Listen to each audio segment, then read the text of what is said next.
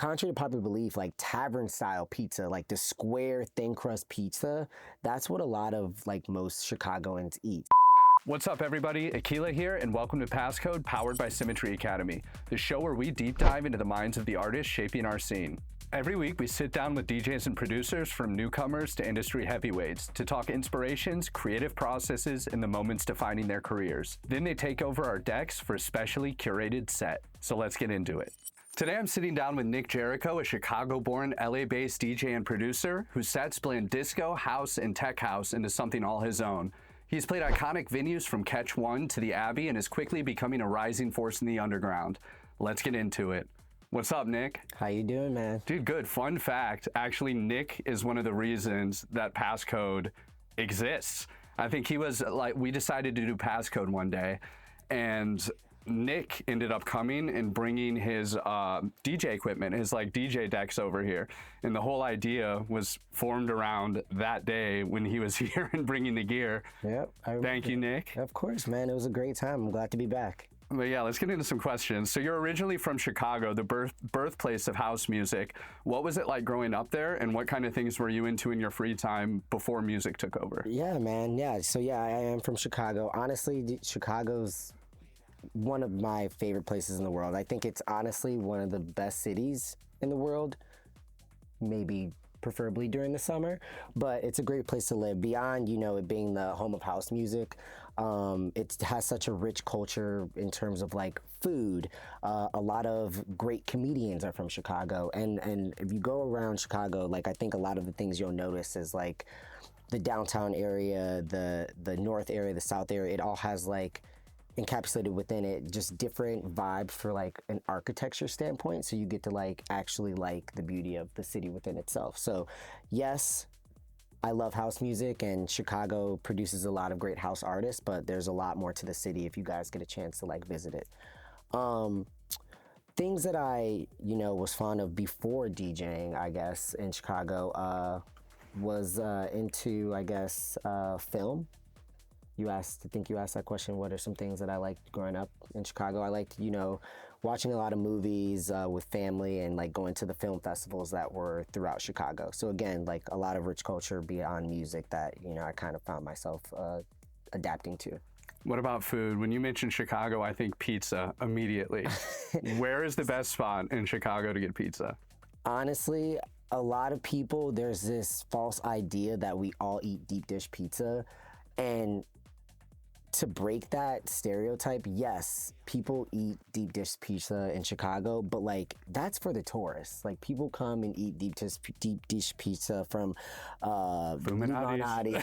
Giordano's, but contrary to popular belief, like tavern style pizza, like the square thin crust pizza, that's what a lot of like most Chicagoans eat. So I'm from St. Louis, so I do agree it's better. It's better. No, you know, I don't want to be, you know, tied down. Sure, we'll eat it with our friends that come and visit, but like we're not eating that on a daily basis. So. I'm kidding. There is something about the butter crust, dude. Like, yes, it's good, but like I much prefer just, you know, thin crust tavern style pizza. But yeah, pizza comes to mind. There's a lot of, you know, I love fried chicken. I love like Harold's, same, Popeyes, all that, Churches. But I would say, yeah, pizza's a big staple in Chicago, deep dish or not. Okay, cool. So you said your journey really kicked off by going to music festivals in high school and college. Do you remember the first one that really lit a fire under you? And what about that experience stuck with you? Yeah, so I was starting to go to music festivals pretty early on, mostly Lollapalooza, because that was the main one in Chicago at that time. There's other few ones like, you know, Spring Awakening, and I think honestly EDC, it did a stint in Chicago for a year or two before it, you know, officially moved to Vegas. But Lollapalooza, I grew up, maybe shouldn't say this, jumping the fence, but when everyone's jumped the fence. And in the younger days, but I think the one that really lit a fire under me that like stuck with me was in 2016, Lollapalooza 2016, when Flume performed, and he performed like the Skin album, like most of the bangers from that, like hearing Never Be Like You, hearing like those songs like that, it was like truly like life changing. And that was like the first time that I've been at the main stage area where it was like decked out, like beyond being a closer, like true, like almost sunset time period. So that one really sticks in my memory, and I always try to like go back and see that, but it's hard to like get the full live stream of that set. Yeah, for sure. So you were studying in college before this, right? In Chicago? Was it Chicago? About 100 miles south of Chicago. I went to University of Illinois in Urbana-Champaign. Yeah. So was there a moment where you were like, I want to be a DJ instead, I want to pursue music instead? So during the time in college, less so. So I was studying business accounting with a minor in like Chinese. And so I was focused on, you know, going into corporate America and, you know, gearing up for that. Sure, I was having fun and, you know, I liked the music, but that wasn't like the, you know, the sole interest for me. That wasn't like what I wanted to do, and, you know, until a little bit later on. Funny enough, actually, John Summit and we went to the same university. I think I'm a year or two above him.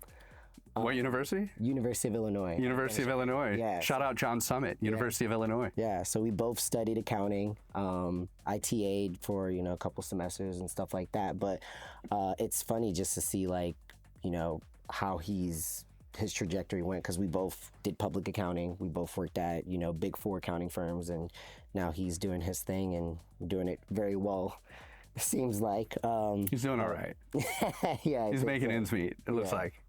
So it's nice to actually have that inspiration to, you know, leave a very lucrative opportunity, a very successful, you know, firm, to kind of do this full time and focus on like where my heart is.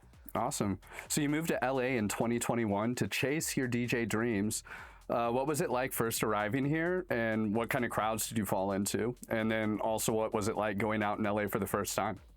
Yeah, honestly, so I had been like playing the boy who cried wolf for a couple years, like saying, I'm gonna move to LA, I'm gonna move to LA, and then summertime Chicago would come, and it's so hard to leave Chicago. Bro, I had 4 last winters in Missouri before I actually made it out here. Every winter I was like, this is my last winter. This is the last one. Summertime hits, you're like, man, no, guys, I'll stay another one. But no, I how I did it was I actually left right after.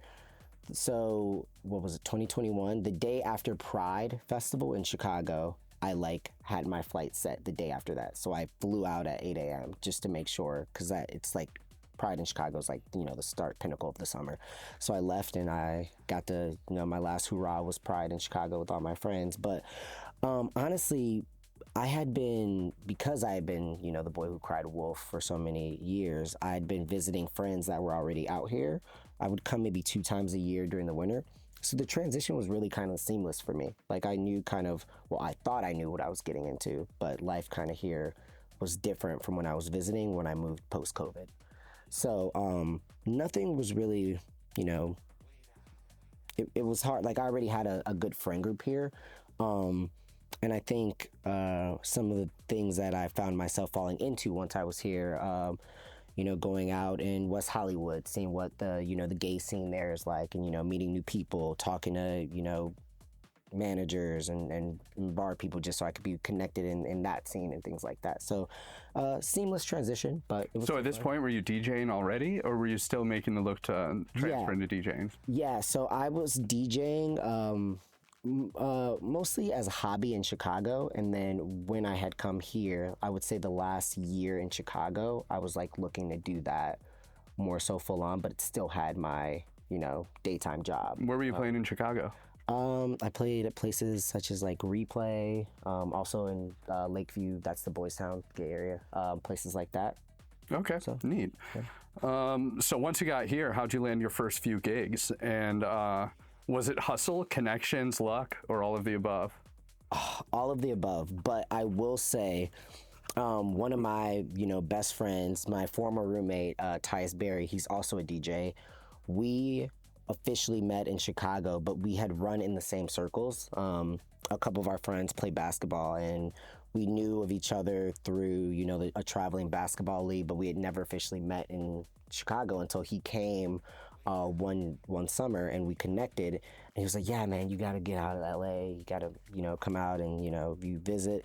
I came to visit, stayed with him, and I was like, "Yeah, I'm moving to LA." And so that next year, I moved to LA. He connected me with a lot of the managers in West Hollywood, and that's mostly where I started. So I was DJing at beaches. I was DJing at Rocco's and Mickey's, and so he really set the tone and the stage for me. And it's like the fairy godmother. He's like my fairy godmother of DJing, because he really like set the tone for me. Because it would have taken a much longer lead time. I was DJing, I want to say, the first 2 months of me being out here, and it wasn't even like he's a great DJ. They said, "Is this guy good?" He said, "Yeah." And they were like, "Okay, we'll give him a shot." There was no like interview. There was no, "Hey, send us a mix." It was just like, "All right, come in on Thursday. We'll book you."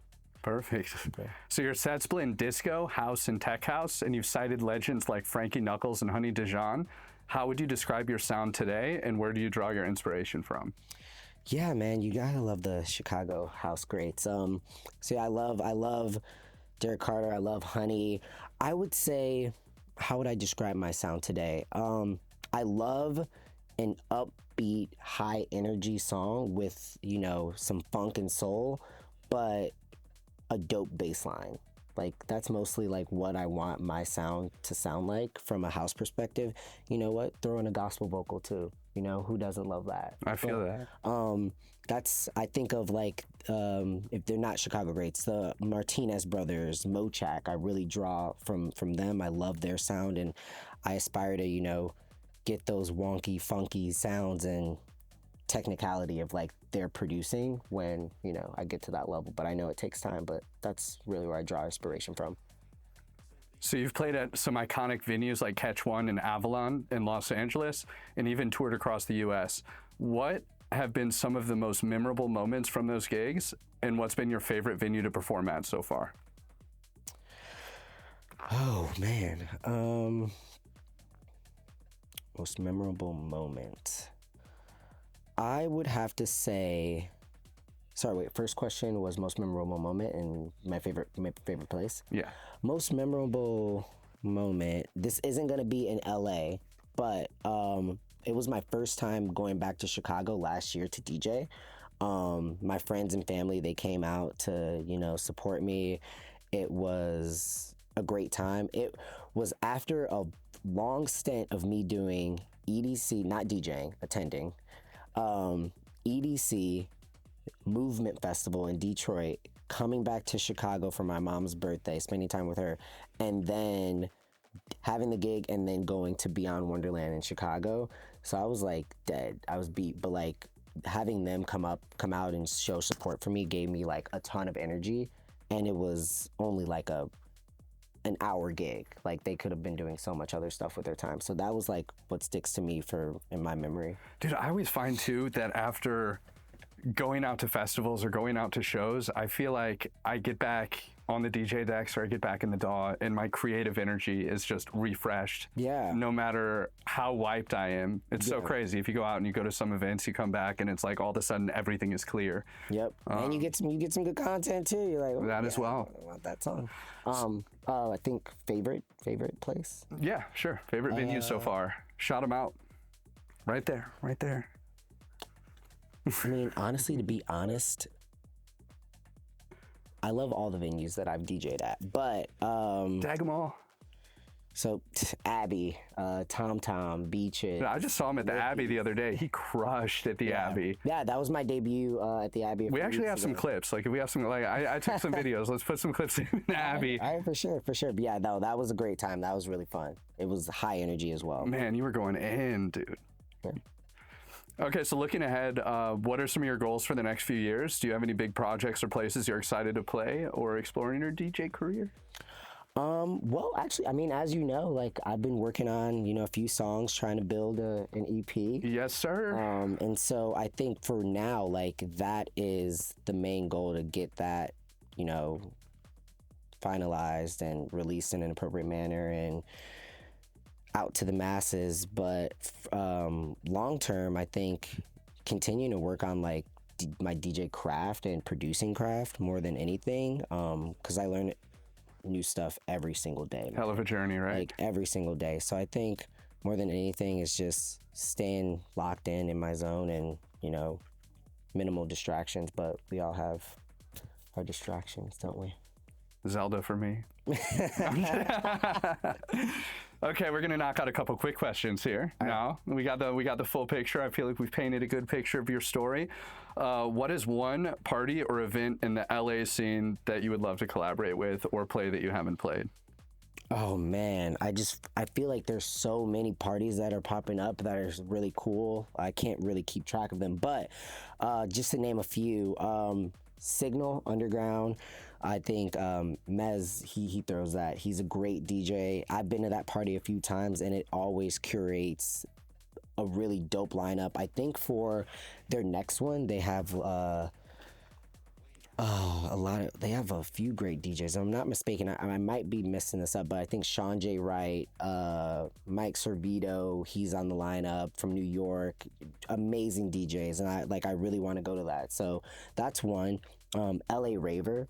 She's killing it. I'm seeing her everywhere. Yeah, the founder Danielle, she is crushing it. I went to one of her shows with you. We met her together. Yeah. It was like a little warehouse months ago. Yeah, maybe even like half a year ago. Yeah, she's crushing it. Would love to collab with her and that collective. You know, Port Detroit and the gay scene. Who did we see there? We saw someone that just played recently. We saw Detroit. No, the LA Raver. Like she had booked Cherry. Yeah. It was Cherry, and she was just in town this last weekend, right? Yeah. Cherry. I saw Cherry on Friday night also. Okay, neat. Yeah, she killed it. Yeah. But yeah, so I think those Port Detroit, there's so many, but yeah, those are just a couple to, you know, roll off the list. Okay, so how about one outside of LA? Any parties outside of LA that you got your eye on? Outside of LA, I mean, honestly, you know, I love Derek Carter. It would be a dream to, it's not a, you know, a collector, but it's Smart Bar. Derek Carter throws his party, or he's a resident DJ for Queen. It's every Sunday. It is just such a vibe. For me, it's like church. It's like sanctuary. I would go there as many Sundays as I could. You know, when I was, you know, had a corporate job waking up early on Monday, I would still kind of try to go and, you know, have fun. But to go back home and DJ at Queen would be phenomenal. Okay. So who's a DJ you look up to in the queer scene, and who's someone in the scene that deserves more credit? Ooh. Let me think. In the queer scene. So when you say that, do you mean a DJ that is queer, gay, trans that I look up to? Sure, or are they just in the scene DJing? Okay.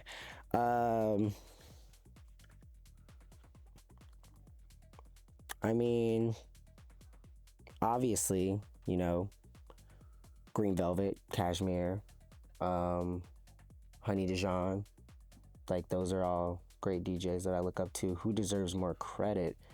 Now that, like, I think we're all trying to, you know, make it in this space, and, you know, we're all... Shout out a couple of your buddies. Shout out some buddies. Shout out some buddies. All right, well, we got... some of my best friends who are DJing, you know, Andre, ex-Android, he's great. You're interviewing somebody else, you know, Buck, he's great DJ. He's fucking taking off. He's doing a lot of shit. He's getting booked a lot these days. Yeah. Cool. What's your favorite track to play now? Ooh. Oh, also one of my besties that I was talking about earlier, Tyus Berry. Like, yeah, like he's doing great shit too. I mean, that guy's opened up for Steve Aoki and a lot of other people, but favorite track to play. Honestly, I don't want to like pause on this too long or think too hard. The first thing that comes to my mind. I'm going to say Phoenix by DJ PP. Okay. I just did a Color with Live stencil on that one. I think you sent that one over to me, right? See, I know that one. Yeah. I know that one. It's fire, dude. Yeah. Who or what influences your sound outside of music? Could be anything from art, people, or even life experiences. Who? Just anything that influences you. Oh,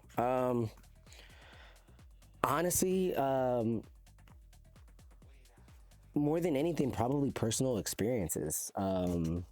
you know, anything going on in my life, whether it's good or bad, that can just shift my mood in any way. It could be, you know, family sickness. It could be me crushing this other gig, and, you know, me hearing this song that made me feel a type of way that gives me an idea about a bass line of something that I want to do, or if I was struggling with vocals on another song or something like that. So I think things that occur in my life kind of dictate, you know, my artistry. Dude, I've always said skills come from practice and creativity comes from experiences. Yeah. So that's a great answer. If you could go back to back with someone famous who's never DJ'd or produced, who would it be and why? Easy, Kobe Bryant. Kobe Bryant, why is that? I think he might not have a lick of skills, you know, in DJing or anything, but like we could like mess up a transition during our back-to-back, and just his whole Mamba mentality would be like, he would look at me and he'd be like persevere. He's like, get through that transition. Like, I just think like to be able to like, even if we bomb that back-to-back, I feel like we would have a conversation after, and he would just be able to enlighten me on so much, basketball-wise, life-wise, DJing-wise, just to keep me going. He's like one of my favorite athletes in the world, and, you know, RIP, miss him, but it would probably be Kobe Bryant. For sure. Good answer. Yeah. Well, I think that's all the questions I have for you, so thank you, Nic. Yeah. That's it for the interview. Big thanks to Nic Jericho for pulling up and sharing his story. Hit the link in the description to download this week's freebies, including an all-new preset pack for Serum 2 and a free color with live stencil. And if you're looking to level up your production or DJ skills, check out Symmetry Academy for mentorship options. Now let's jump into Nic's 45-minute set. All right. Yo, if you're anything like us, you've probably been diving into Serum 2 lately. That's why Passcode, in collaboration with Sound Design Academy, is giving away a free Serum 2 preset pack. 25 presets with macros, just as a thank you for tuning in. We've dropped a download link in the description, so grab it and start creating. And we want to hear what you make. Send us a track for a chance to get a shout out on the stream, and even have your song played live by Akela or myself. Can't wait to hear what you guys cook up. Now let's dive into this week's mix.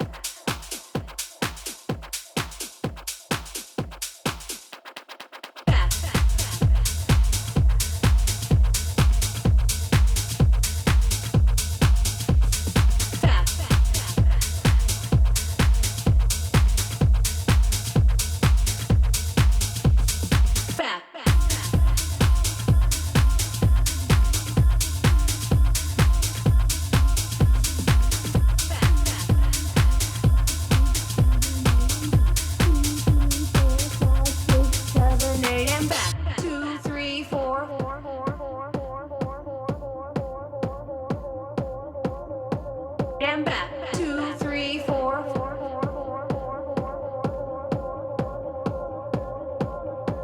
And back. 2, 3, 4, 5, 6, 7, 8. And back. 2, 3, 4, 5, 6, 7, 8. And back. 2, 3, 4, 5, 6, 7, 8. And back. 2, 3, 4, 5, 6, 7, 8. And back.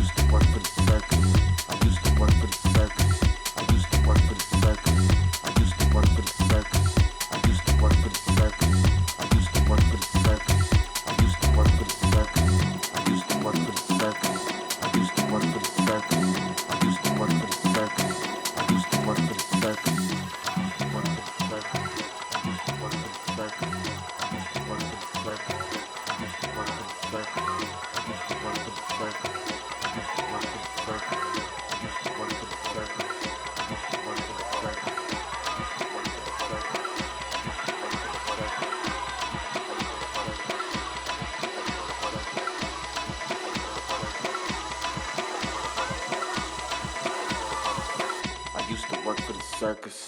I used to work for the circus. I used to work for the circus. I used to work for the circus. I used to work for the circus. I used to work for the circus. I used to work for the circus. I used to work for the circus. I used to work for the circus. I used to work for the circus. I used to work for the circus. I used to work for the circus. I used to work for the circus. I used to work for the circus. I used to work for the circus. I used to work for the circus. I used to work for the circus. I used to work for the. I used to work for the. I used to work for the. I used to work for this. I used to work for this. I used to work for this. I used to work for this. I used to work for this. I used to work for this. I used to work for this. I used to work for this. I used to work for this. I used to work for this. I used to work for this.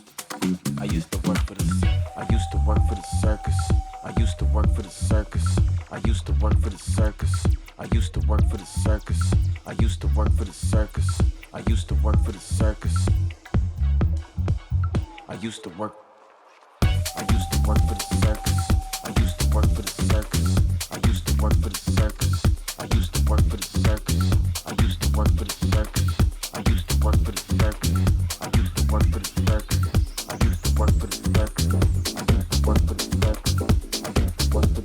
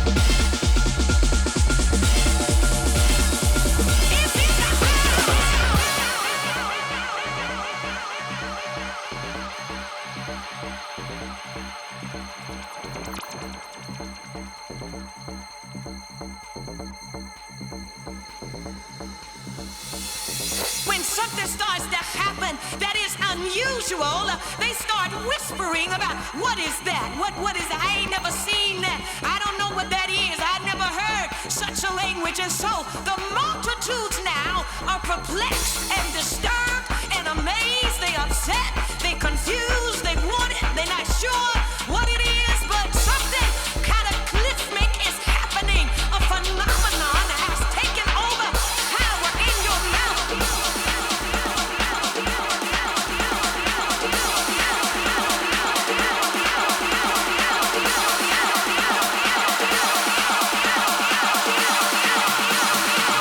It's in the house.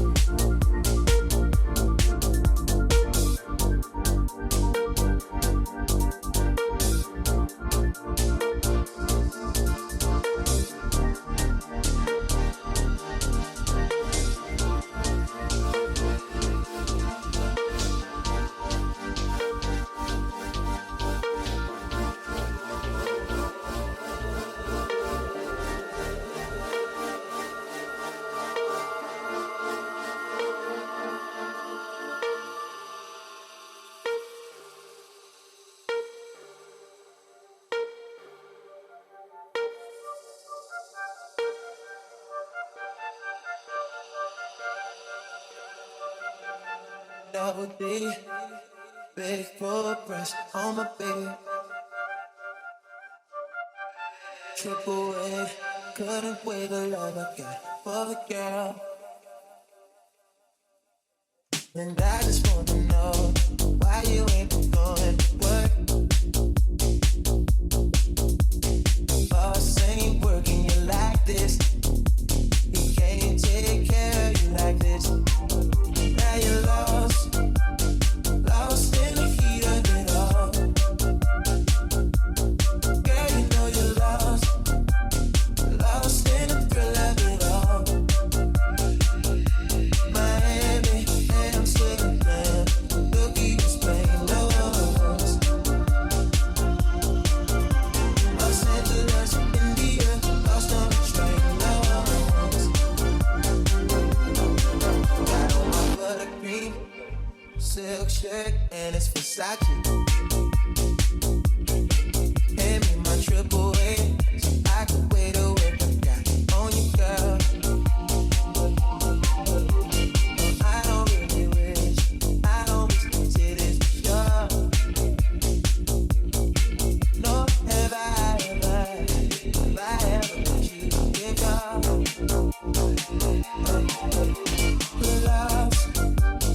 Lost in the heat of it all. Girl, you know you're lost in the thrill of it all. Miami, Amsterdam, Tokyo, Spain, Los Angeles, India, lost on the train, she's at the stove. Can't believe I got her out here cooking dough. I promise she'll be waiting meals up for a family of her own someday. Nothing wrong with the lie. Nothing wrong with another short plane ride through the sky. You and I are lost